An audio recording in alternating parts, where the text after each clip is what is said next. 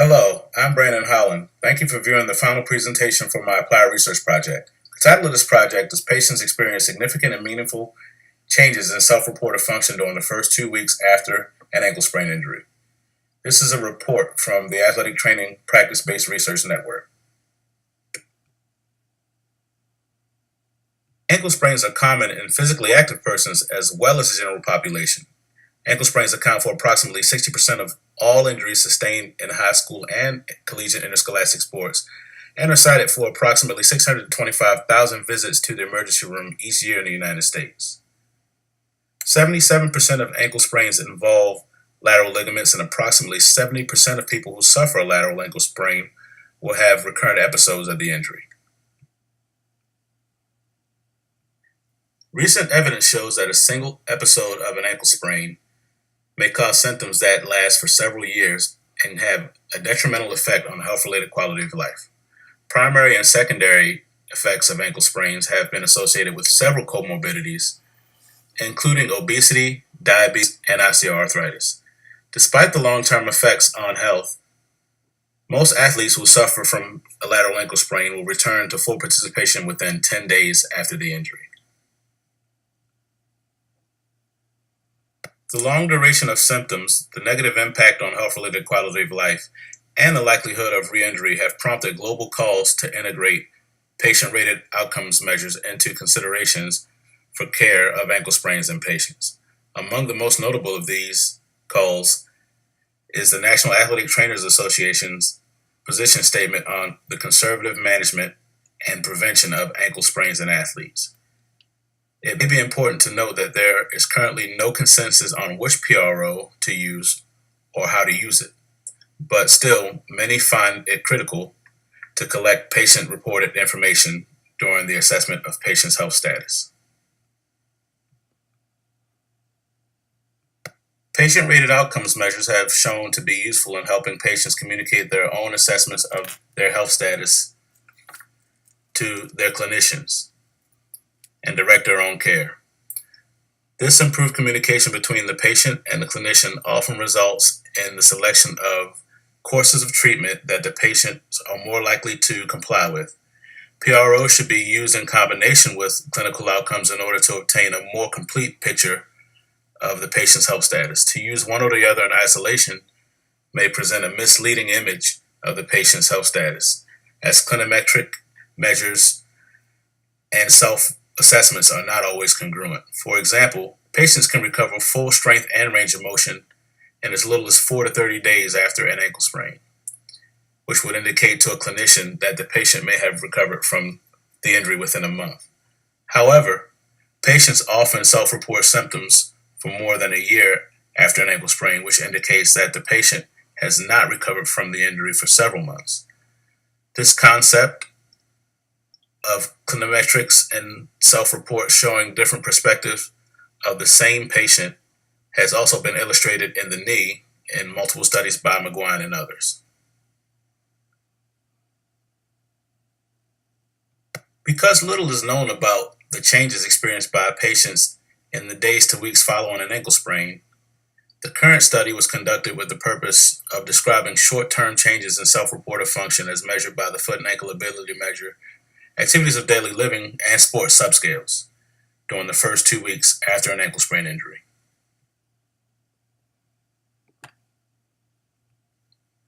This retrospective study analyzed de-identified electronic medical records of patients within the Athletic Training Practice-Based Research Network who sustained ankle sprains. The certified athletic trainers who provided data for this study are all managing electronic medical records within the Athletic Training Practice-Based Research Network. The de-identified patients within the study have been identified by the aforementioned athletic trainers as having sustained an ankle sprain between October 2009 and January 2017. The injuries during that time period were marked by ICD diagnostic code 845, which indicates an ankle sprain or strain, or 845.3, which indicates a tibiofibular ligament sprain. Patients completed each of the subscales for the foot and ankle ability measure once between 0 and 7 days post-injury. and again between 10 and 19 days post-injury.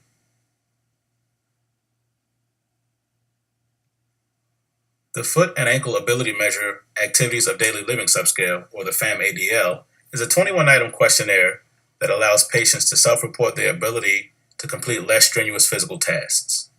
It has a minimum clinically important difference, or MCID, of 8 points. The Foot and Ankle Ability Measure Sport Subscale, or the FAM-Sport, is an 8-item questionnaire that allows patients to self-report their ability to complete more demanding physical tasks associated with more intense exercise or sports. It has an MCID of 9. Both subscales are scored on a scale from 0 to 100. When a patient scores within the MCID of the maximum score, it is not possible to detect a clinically important improvement in that patient, because in order to reach the threshold to be considered clinically important, the patient's new score would have to be one beyond the PRO's ability to measure. For this reason, 8 entries for the FAM-ADL and 3 entries for the FAM-Sport were excluded in the statistical analysis of patients who achieved the MCID. However, all entries for both subscales were included in the statistical analysis of patients who self-reported full recovery of function. Summary statistics were used to describe patient demographics. Descriptive statistics, the mean and standard deviation, were reported for the FAM scores, and Wilcoxon sign rank tests were used to identify any potential differences between scores at week 1 and week 2 for each of those subscales. Finally, we calculated the percentage of patients who exceeded the MCID and the percentage of patients who reported complete recovery of function in week 2 for each subscale. This chart illustrates the occurrence of ankle sprains in patients in this study, broken down by sport and gender. In this study, ankle sprains occurred at a higher frequency in males than in females. And the sports that produced the most ankle sprains were football, basketball, soccer, and volleyball. Patients reported statistically significant differences between week 1 and week 2 for the ADL and sport subscales. Mean and standard deviation for the ADL for week 1 were 55.8 plus or minus 25.8, with a range between 4.8 and 100. Mean and standard deviation for week 2 for the ADL subscale were 89.1 plus or minus 13.7, with a range between 42.9 and 100. Mean and standard deviation for week 1 for the sport subscale were 34.2 plus or minus 28.7, with a range between 0 and 100. And mean and standard deviation for week 2 for the sport subscale were 70.8 plus or minus 26.9, with a range between 6.3 and 100. This chart illustrates the change in patient self-report of function as recorded by the FAM-ADL between week 1 and week 2. The numbers along the horizontal axis represent the score each patient achieved in week 1. The numbers along the vertical axis represent the difference in scores between week 1 and week 2. What's important to note here is that data points above the dotted line, which illustrates the MCID for the FAM-ADL, represent patients who reported a clinically important improvement in self-reported function from their perspective. Specifically, for the FAM-ADL, 92.6% of patients reported improvements that exceed the MCID for the ADL subscale. However, it is important to note that only 27.6% of patients self-reported full recovery of function as recorded by the ADL at week 2. This chart illustrates changes in patient self-reported function as recorded by the FAM-Sport between week 1 and week 2. The horizontal and vertical axes serve the same representations as in the previous slide, with the dotted line representing the MCID for the sport subscale. For the FAM-Sport, 86.3% of patients self-report improvement that exceeded the MCID for the sport subscale. As with the ADL subscale, relatively few patients report a full recovery, with 15% of patients self-reporting full recovery of function as recorded by the FAM sport in week 2.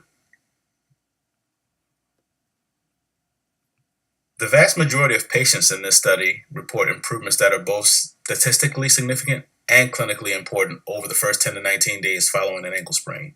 However, only a few patients self-report complete recovery of function over that time span. Following is a discussion that includes how the data yielded from this study compares to what other research has found, as well as the importance of making the distinction between a difference that is statistically significant and one that is clinically important. When considering the physiology behind the healing process, it should not be surprising that patients report such significant improvements in function within the days to weeks following an ankle sprain. Pain, swelling, loss of function, and other signs and symptoms related to the injury and the inflammation phase begin immediately after the onset of the injury, and they will prevail for about 48 to 72 hours before they begin to subside. Tissue repair and wound contracture also begin in the early weeks following the injury.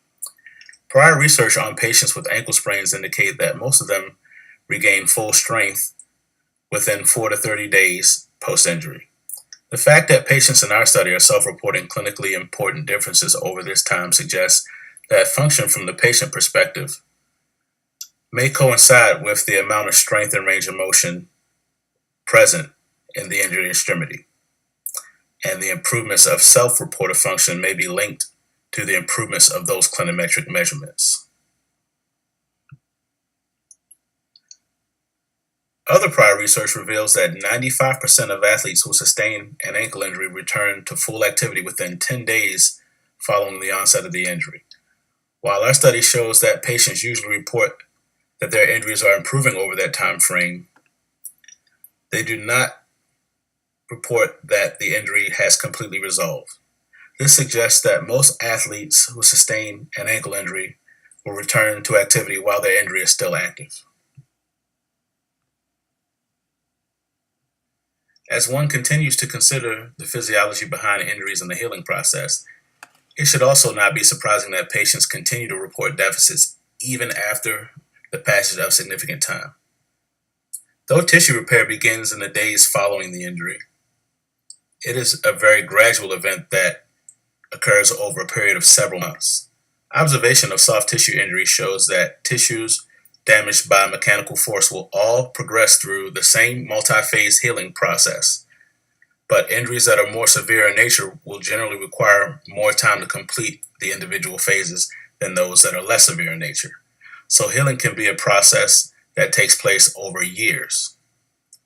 Knowing this, and also considering that patients self-report improvement in function and return to play after a relatively short period of time, it may be plausible that many athletes who sustain ankle injuries may be underestimating the severity of their injuries and potentially exposing themselves to physical stresses that they are not yet structurally prepared to withstand.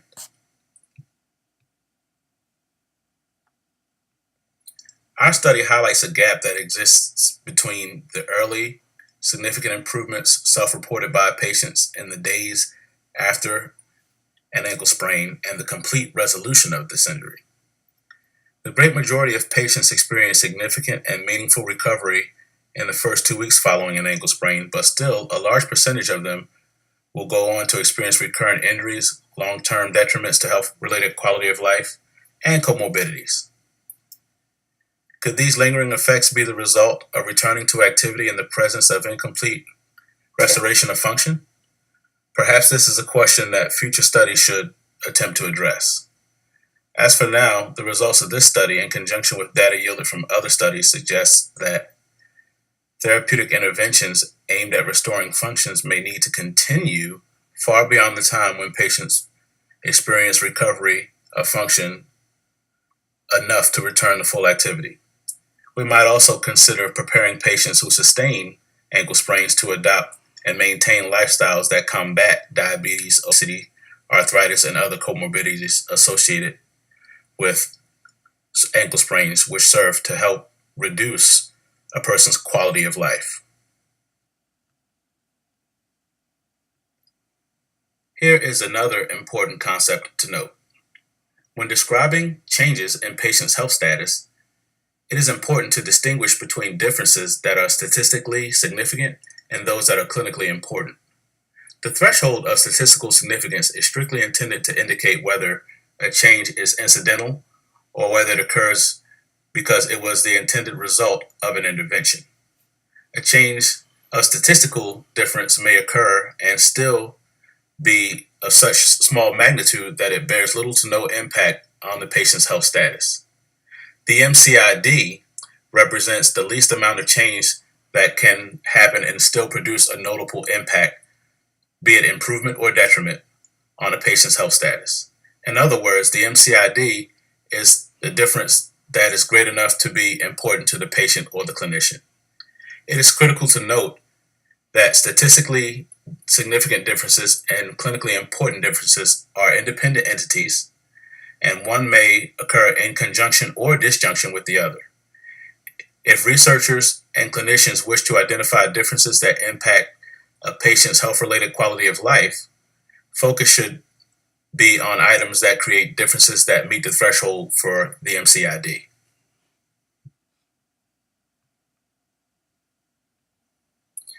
In conclusion, patients self-report meaningful but incomplete recovery of function in the first 10 to 19 days following an ankle injury. This, along with prior research, suggests that patient self-report of improvement of function and return to full activity may coincide with the restoration of full strength and range of motion. Finally, the MCID may be of greater benefit when observing impact on patients' health status than statistically significant differences. Thank you very much for viewing my presentation. I hope you enjoyed it, and I look forward to your questions and feedback.